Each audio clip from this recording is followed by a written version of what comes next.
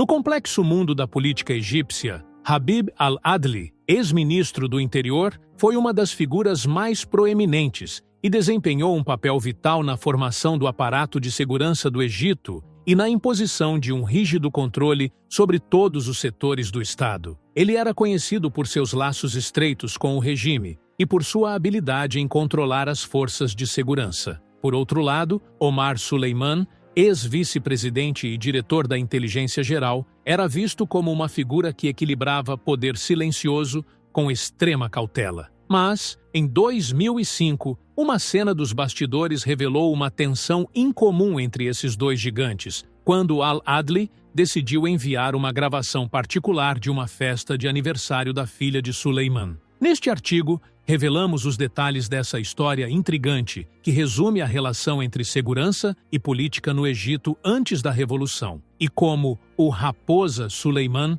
lidou com o perigoso jogo de al-Adli.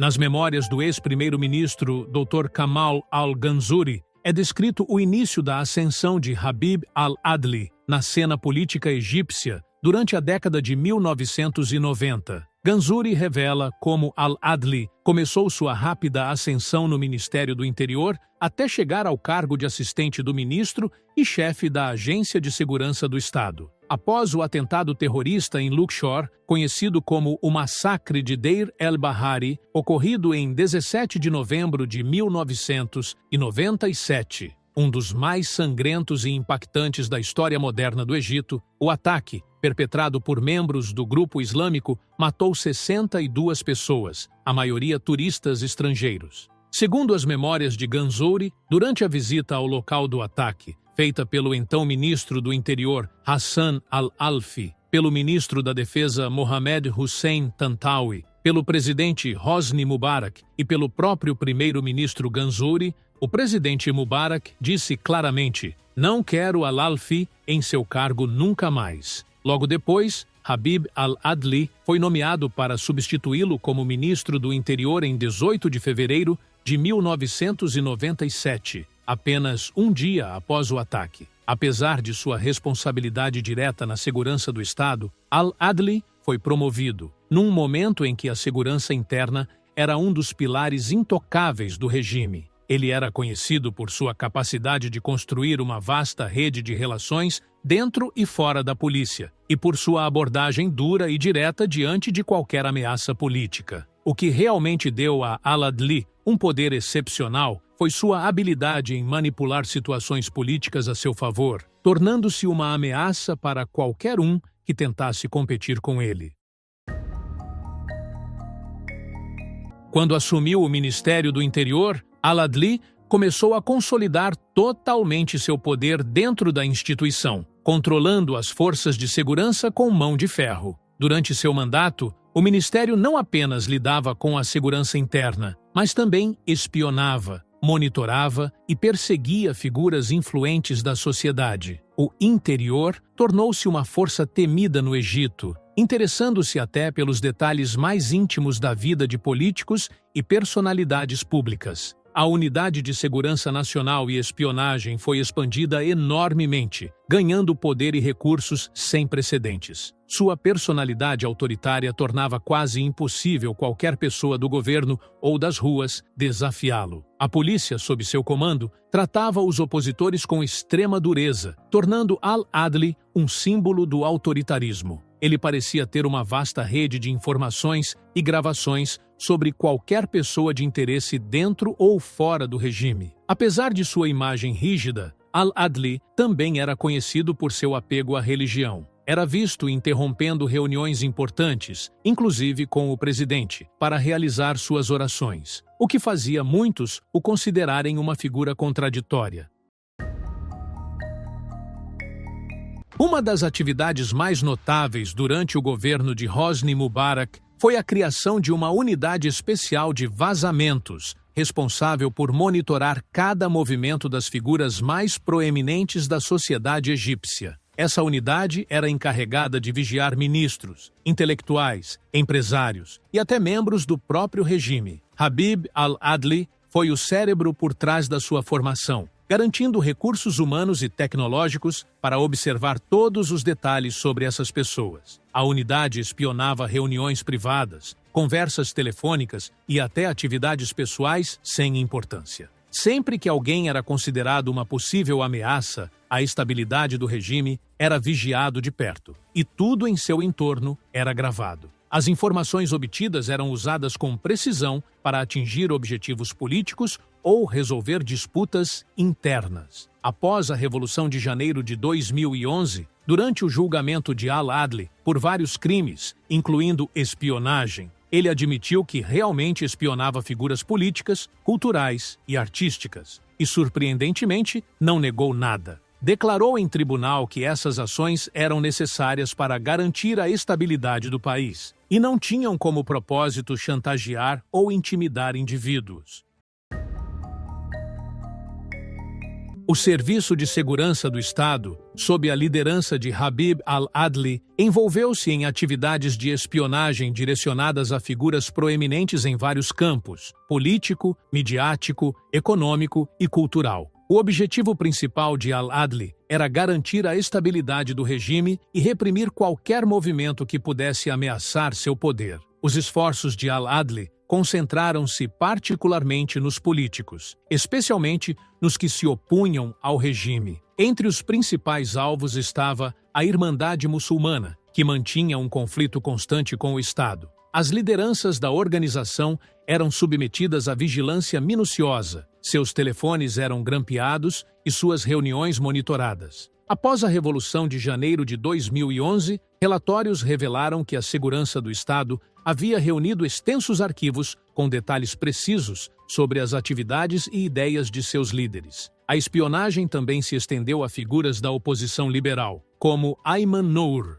fundador do partido Al-Ghad. Durante a formação do partido e sua candidatura à presidência, em 2005, Nour foi rigidamente vigiado. Suas ligações telefônicas eram interceptadas e seus movimentos acompanhados para neutralizar sua influência política e impedir seu crescimento. Habib al-Adli via a mídia como uma das armas mais sensíveis no controle da opinião pública. Por isso, grampear jornalistas tornou-se parte essencial de sua estratégia. Entre os nomes citados estavam Ibrahim Issa, editor-chefe do jornal Al-Dostur na época, que enfrentou constante pressão por suas críticas abertas ao regime, e Hamdi Kandil, famoso apresentador de TV, que foi vigiado continuamente por suas posições oposicionistas. No campo econômico, al-Adli focou em empresários influentes. Telefones e reuniões eram monitorados para avaliar suas intenções e garantir que seu poder não fosse usado contra o governo. Entre os nomes citados em relatórios de vigilância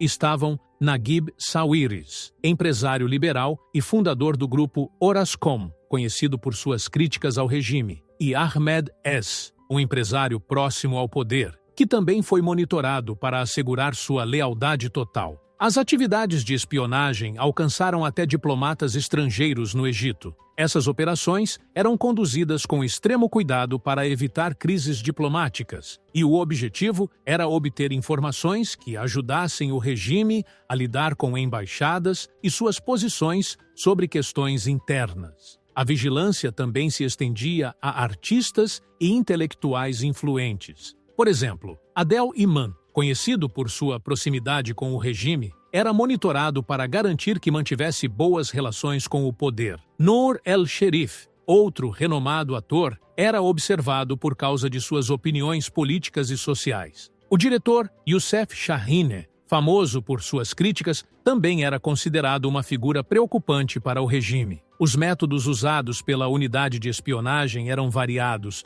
e sofisticados. Incluíam escutas telefônicas e gravações de conversas, vigilância de campo, com equipes rastreando os alvos em sua rotina diária, e infiltração de agentes secretos em partidos políticos, meios de comunicação e instituições econômicas para coletar informações. Habib al-Adli não se contentou em vigiar apenas figuras proeminentes da sociedade egípcia. A história ganhou um novo nível quando ele decidiu enviar uma gravação privada relacionada à festa de aniversário da filha de Omar Suleiman, então chefe da inteligência geral. Naquela época, as relações entre al-Adli e Suleiman eram complexas, especialmente porque ambos buscavam ampliar sua influência. Em certo dia, al-Adli mandou gravar um vídeo de dentro da casa de Omar Suleiman, mostrando uma cena da festa particular de sua filha. A gravação não continha nada indecente. Era apenas uma festa normal, mas o simples fato de demonstrar que ele havia conseguido violar a privacidade da casa de Suleiman representava uma ameaça muito séria. O objetivo do envio era transmitir uma mensagem indireta, uma advertência silenciosa. Al-Adli tentava influenciar Suleiman ou, pelo menos, fazê-lo sentir que estava sendo vigiado. No entanto, ele sabia muito bem que Suleiman era um homem cauteloso e não tolerava interferências em sua família. Assim, a mensagem foi ao mesmo tempo clara e ambígua.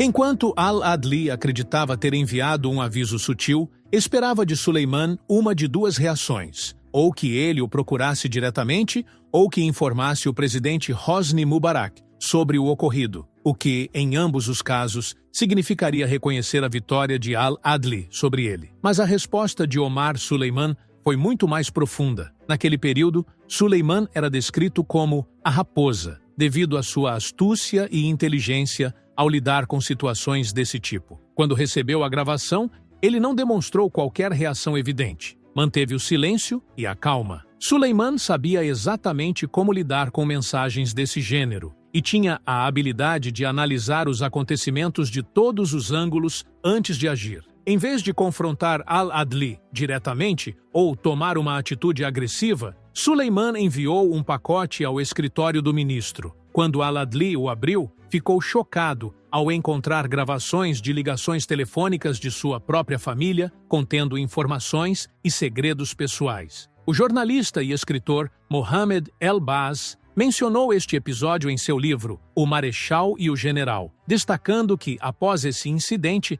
al-Adli nunca mais tentou enfrentar Suleiman. Embora a gravação inicial pudesse ser interpretada como uma advertência, Suleiman conseguiu absorver a mensagem sem recorrer a respostas públicas ou escaladas de conflito, e isso fez com que sua posição final se tornasse muito mais forte do que a de Habib al-Adli.